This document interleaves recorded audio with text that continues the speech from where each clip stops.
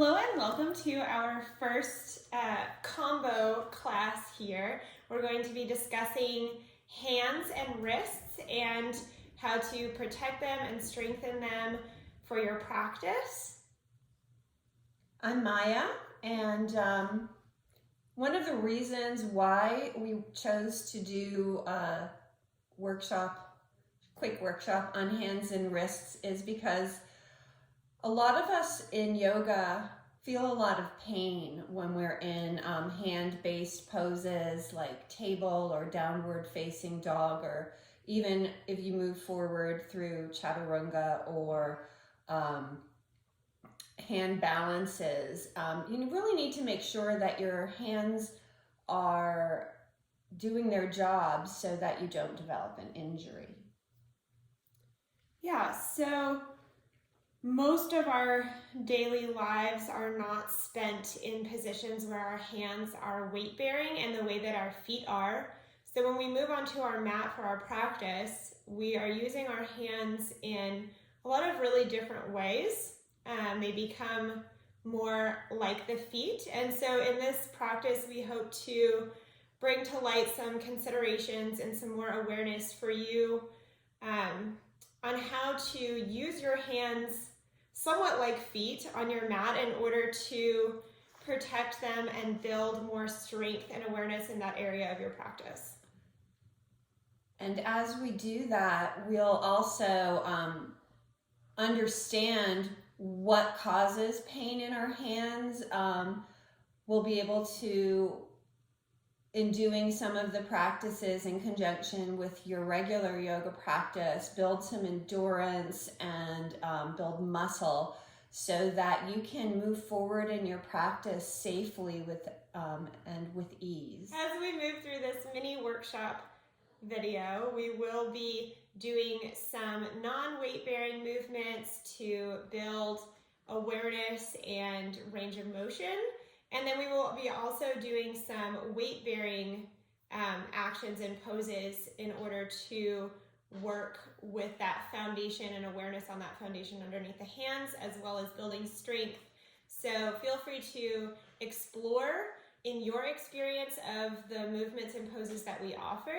Please don't go so long or so far that you start to experience pain or intense discomfort in the wrists or hands, or if you start to, just back off and give yourself some time.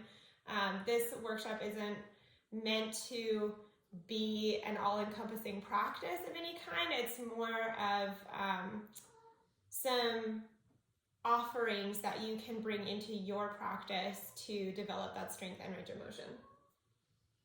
Let's get started. Cool. So we are going to start with non-weight bearing movements, so as to kind of warm up the wrists and give them an opportunity to build some circulation, and then we'll move into the weight bearing poses. And as we do this, we're going to invite you to move slowly within your range of motion and just experience what is your range of motion. And we're not judging. It's morning here as we start this video for you. So our range of motion is probably not great right now, which is okay. So we'll start with some warming up. Do you want me to do that? Sure. All right, so let's just make some circles with the wrists and bring it the other way. And just notice, I can hear a little popping and cracking from both of us. That's absolutely normal. Go in the other direction. And then once more back. And I like to do things a few times because the first time through, you don't necessarily get the full message from your joints. All right, so letting the hands come forward. Maybe, Leonie, if you turn sideways, yeah. And then you get both views. So just relaxed elbows, let your fingers dangle, and then we're going to lead with the wrists and bring the arms up. I have a slight bend to my arms, and then flip the fingers and bringing them down. We're going to turn the fingers towards one another and open wide, and then flip the fingers back and bring them forward. So bringing them up, almost like you're drawing something up slowly, bring them down, almost like a paintbrush, out and in. I actually did this when I was studying karate in a former life. And it just, we used our hands a lot in karate, and my hands were really strong. All right, so when you're doing this, if this feels good, go ahead and continue. But we're going to move on to another range of motion. We're going to take the hands and make fists, fairly strong fists, and we're just going to circle those around. So with the fingers closed, that's going to offer a really different, switch directions, a really different feeling here. It's a little, for me, it's a little stiffer. I can hear some clicking and thumping, so I'm just going to slow it down and reduce my range of motion. One more time in each direction. And start to notice too here what you experience through the forearms, maybe all the way up to the elbows, through the wrists. Just noticing that connection and how the movement of the hand works all the way up the arm. Right, and our next non-weight bearing thing that we're going to share with you is make a fist with your palms facing up, and then start to draw the fist towards the inner arm, and then flex. So we're noticing the tendons, the hand-wrist area is very complex with many bones and different muscles. Each finger has its own muscle, actually more than one. And then just open and close the hands, shake it out, and make fists as you go up, make fists as you go down. All right.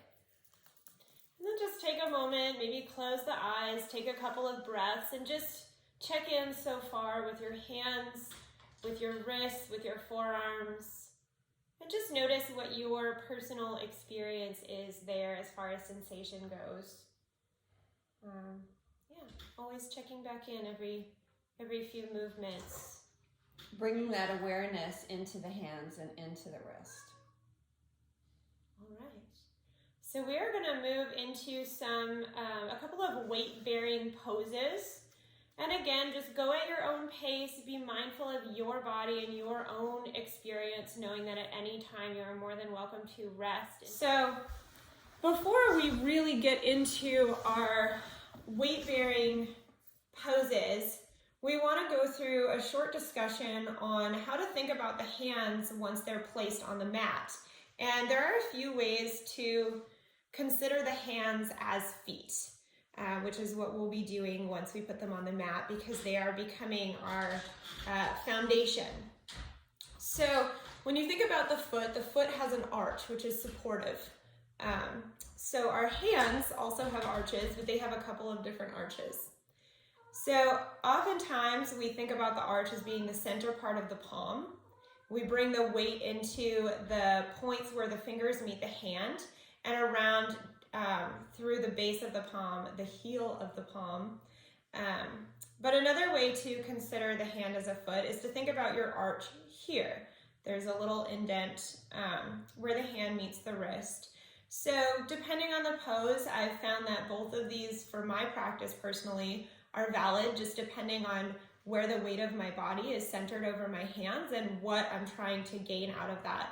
So I invite you to take your hands to the mat and just take a moment to spread the fingers out a little bit.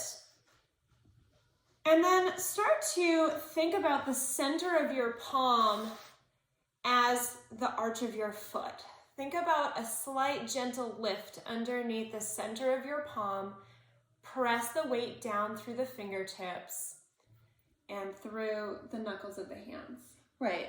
If you held your hand open and just started to push the knuckles forward, you'd notice a little what we call a doming of the palm. And like if you were trying to hold water there, you could hold maybe a teaspoon. And often in class I had heard doming of the palms, but I didn't actually know what it meant. That's what it means. That's what it means. And in doing so, you're going to engage the whole hand and reduce the what they call the dumping into the heel of the hand. Mm-hmm. Where most of the weight is coming back into the heel area where the hand connects to the wrist. Because ideally we want to bring most of the energy, most of the weight into the fingers, pretty evenly across the fingers. So now really press down through the fingertips, and instead of doming the center of the palm, think about creating an arch underneath the base of the palm, right at the wrist. So just notice what shifts. Notice an energetic shift, see what needs to engage, and then notice how the hands and wrist respond. Yeah. I'm getting a little fatigued. Me too.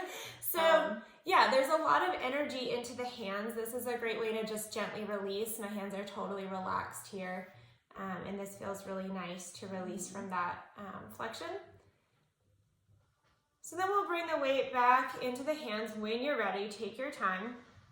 And we're going to take a moment to consider the upper arms and how they affect where the weight is in the hands. So when you go to class, you'll often hear, take the elbow pits towards the front of your mat. And you'll notice what happens. I'm going to exaggerate this a little bit. When I wrap my elbow pits towards the front, my first fingers and my thumb are coming up off of the mat, and all my weight is in the outer edge of my hands.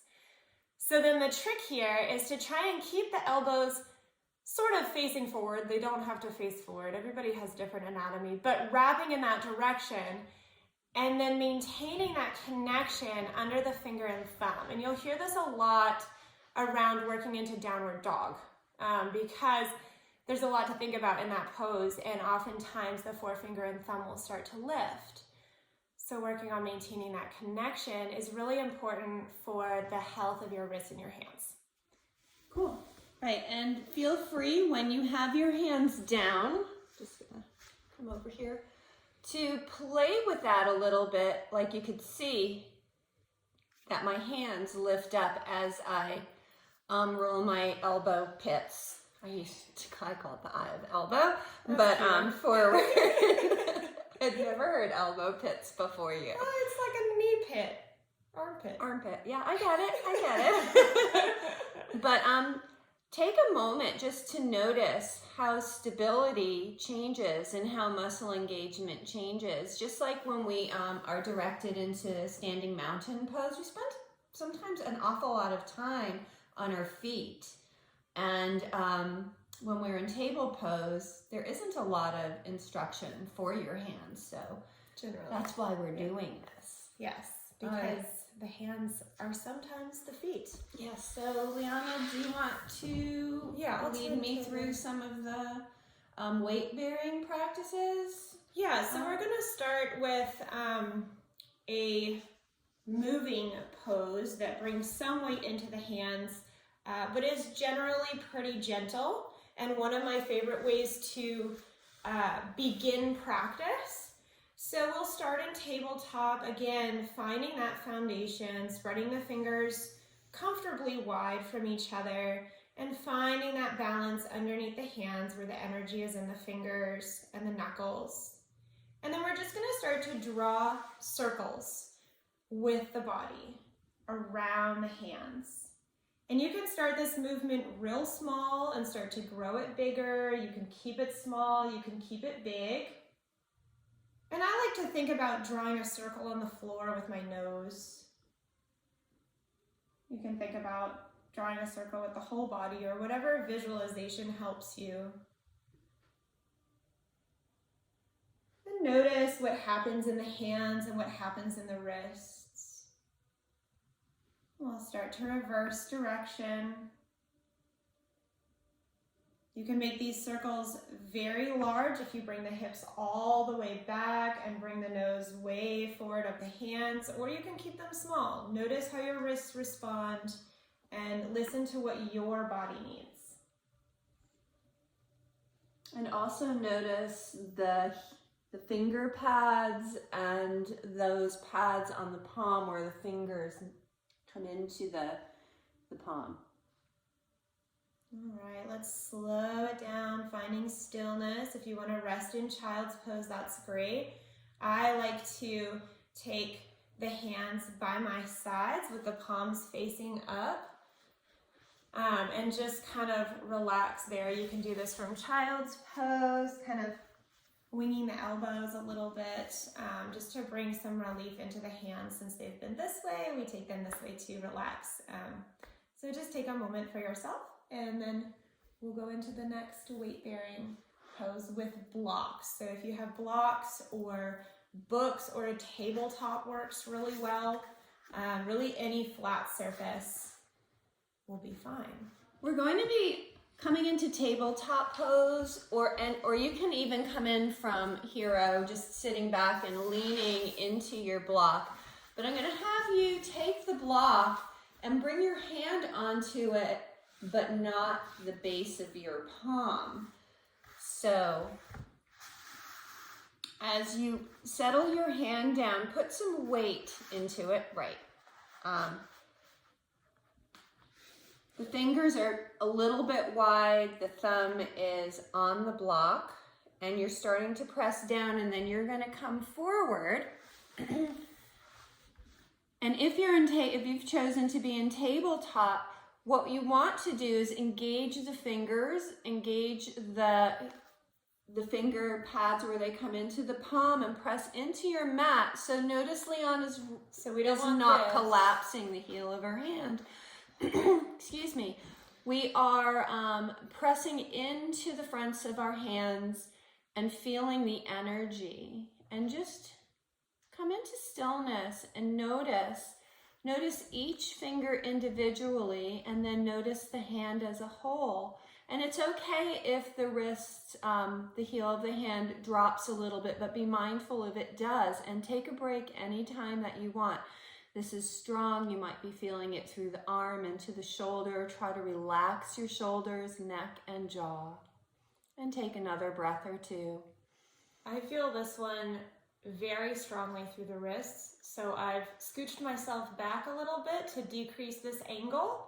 And I'm still getting a lot of strength through the hands and through the wrists, but it's less intense. So I can handle it a little bit longer.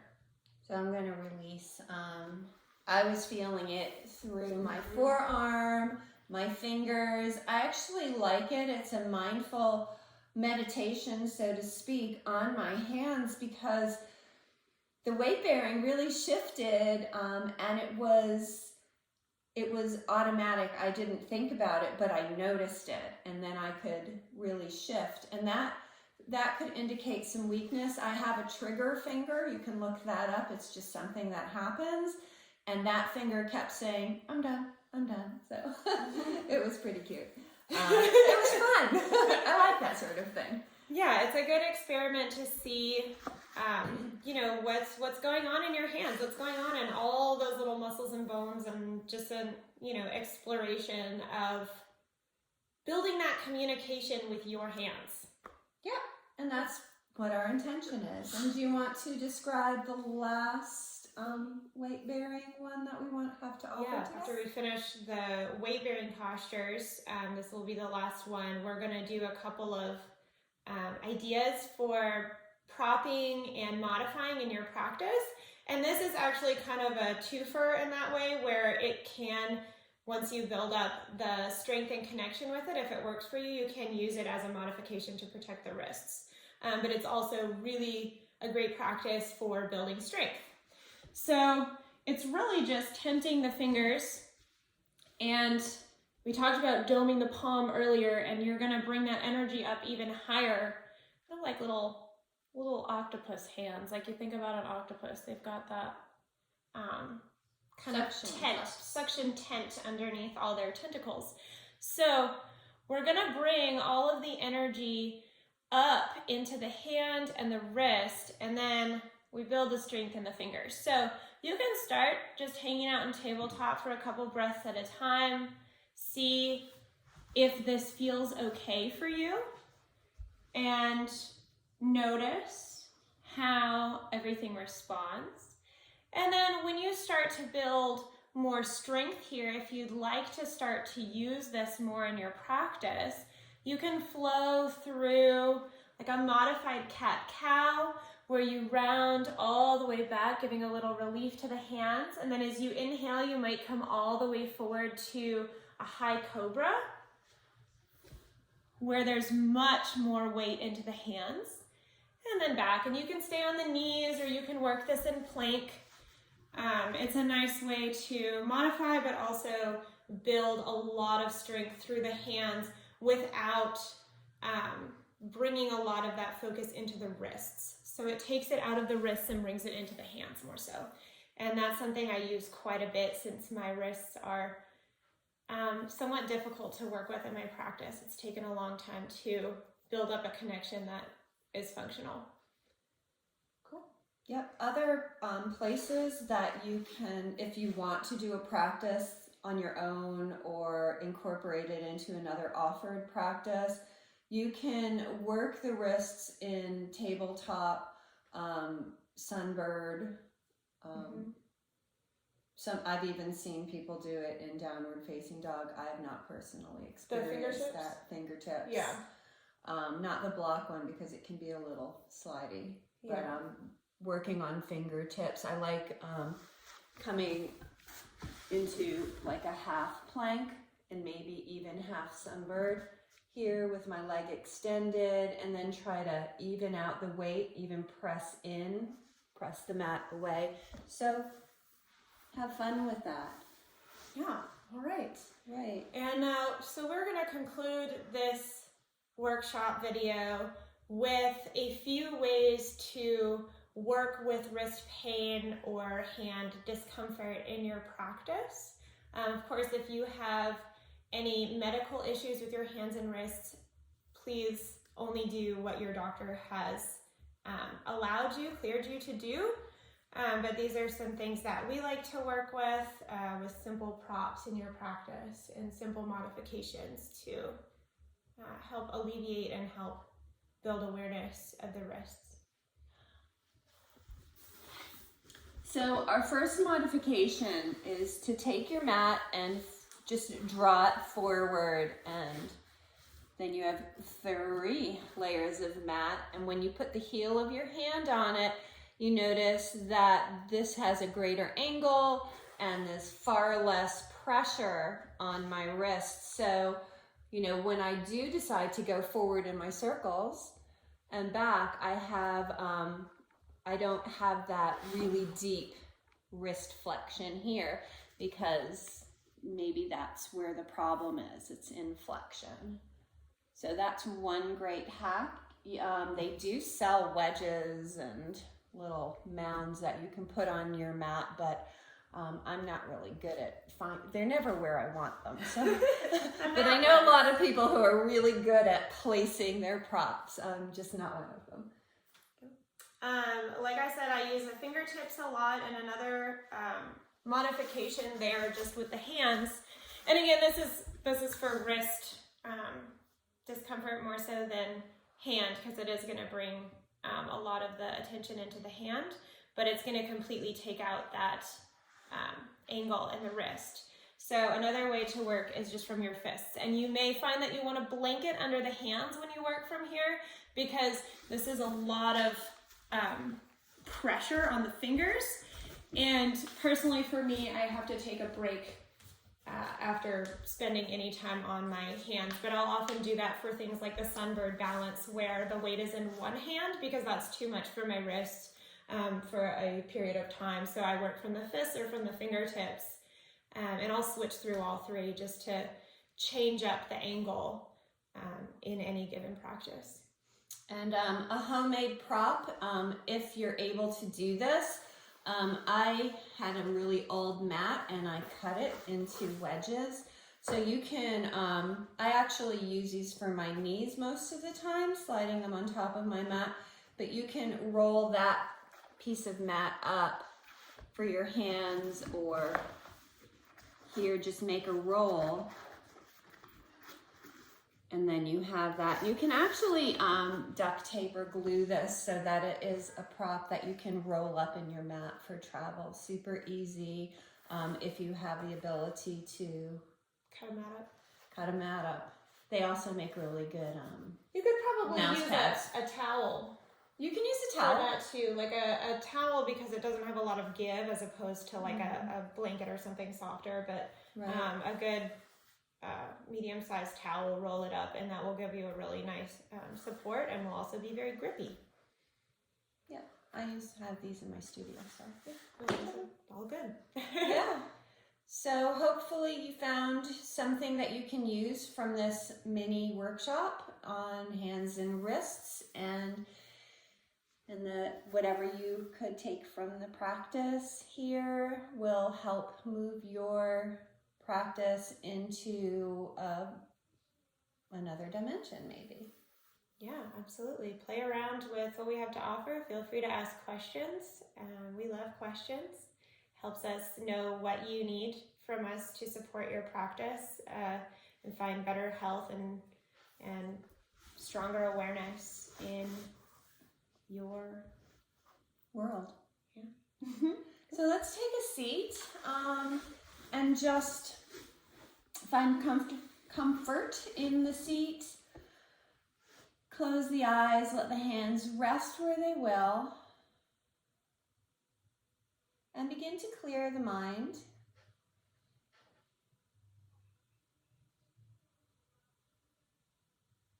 Just inviting in a little quiet after all the information that we've presented.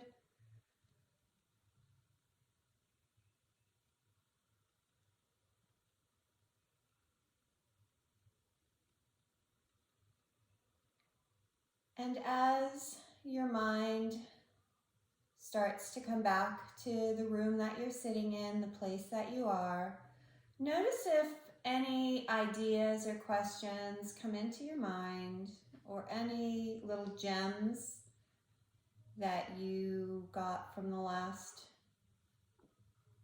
20 or so minutes of this mini workshop. And as Liana said, if you have any questions, please message us. We'd be happy to work with you to help your practice grow. Thank you. Thank you for joining us. Namaste. Namaste.